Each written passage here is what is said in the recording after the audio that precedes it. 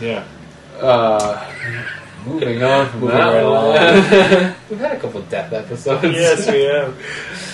Pierre-Marc Bouchard, who I think is still with the Wild, Yes. as far as I know. Still kicking around. Could have a good year this year. Might be playing with, what's his face? Marty Havlin. Yeah, he could be. A good young guy. And what the hell went on this summer with Havlat in Chicago and that whole ordeal? And he was tweeting about it. Yeah, man. He was.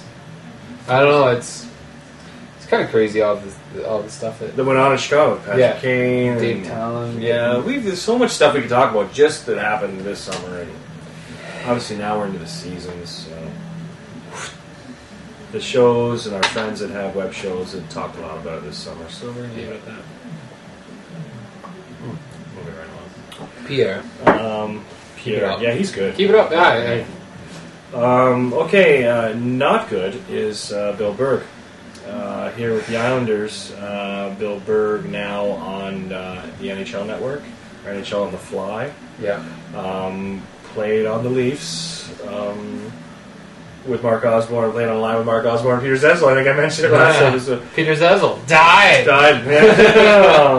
Jeez. Yeah, Bill Berg. I actually went to high school with his brother Bob Berg, who played for the Bulls for a couple seasons. Yeah, that's all I got. Sean Burke, goaltender here with Phoenix. Been everywhere. Devils, Whalers. He's like shot worthy. Tampa. Yeah. We need a new shot. Do you want to? Should we get rid of DeMaio? Maybe make Burke. Yeah, we should maybe almost compile a list, or maybe get people to That's it. End of episode. Yeah. We're gonna leave it there. Burke. He's done. Yeah.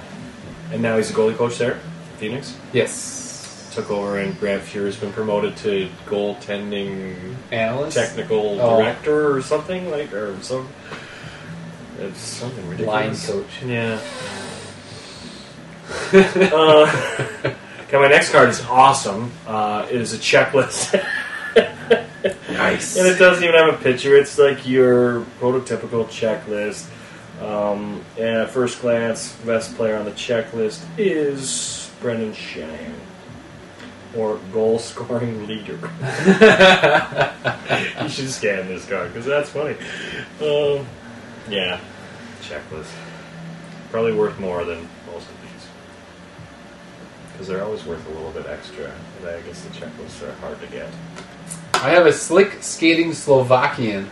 Little alliteration for you That's there. what it says. Yeah. Milan Bartovic, maybe? I have no idea who you are. I got nothing. Yep. Saber? Looks like he's a rookie at the time. They're talking about being called up at the end of the season with the big club. And these are the 304s? Yeah.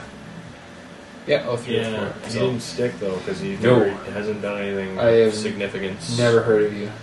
No, me either. He beat Tim Thomas for his first NHL goal. Really? First NHL game, I guess, then too. Well, speaking of getting beat, he is gay.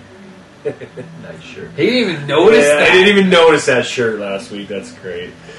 I have Troy Gamble here with Vancouver Canucks. It's funny because it's just seeing this card. It's funny. One, look at where he's holding his glove. Up top. Yeah, they're going underneath that, Troy. You know why he's probably doing that? And I remember this vividly about Troy Gamble. I got a little bit of a side personal story, so this is kind of funny. I remember Troy Gamble, and it could have been McInnes, and you would think it would be McInnes, but I don't know who it was. Somebody ripped a shot from the point, and it went right through Troy Gamble's trapper, right? And in. Right? And he didn't play that much. Well, in 90-91, he appeared in 47 games. So, but when he was there, he was predominantly Kirk McLean's backup. So I think I mentioned it in one of the episodes last year.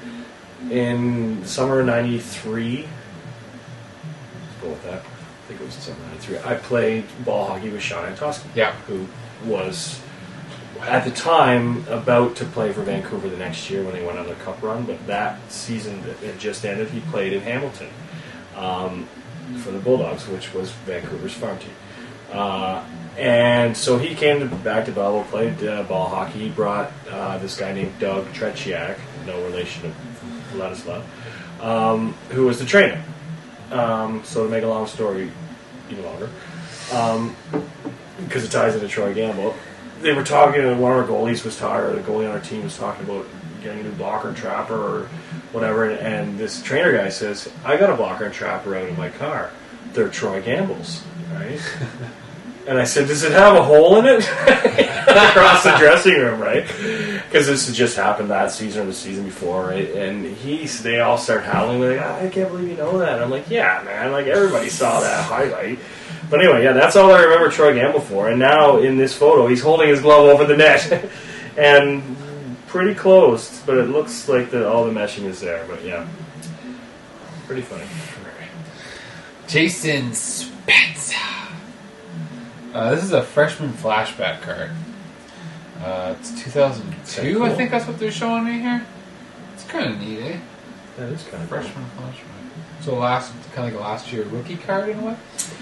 Yeah, Spets running 39 in this shot, 19 now. Should be interesting to know the heaters there, but he's got Mahalik and Chichu to feed her off to. Yeah, and Kovalev, exactly. So, and he got the, sorry we forgot, invite to Team Canada. Yeah, last minute, but whatever. I didn't get that. I still don't get that. I know there's a lot of knocks about his defensive play and his individual play. But are you telling me, even though we want to put together the best team players, that Andy McDonald is a better pick than Jason Spezza? Give me a break. I don't get that. And maybe somebody explain it to me. I don't understand either. It's like, again, he's with good all the he's got some dangle. Yeah, with all the Heatley problems, they still had pretty good chemistry. So even if he's not going to make the team, invite him to camp initially. You have 40 guys. You're telling me you want Dan Cleary, and this is not a knock against a Red Wing or somebody to play about. You want Dan Cleary on the team over Jason Spezza? No. And then you wonder why people are like, wow, there's a lot, seems to be with Babcock and Yzerman, what's going on with the Red Wing influence here? Well, yeah, I don't know. I just thought Spezza should be there. I thought it was weird that Mark Savard wasn't invited. Yeah, seems strange. I don't know. I know it's a different game in the Olympics, and you're putting together a different group than you normally would on a regular team, but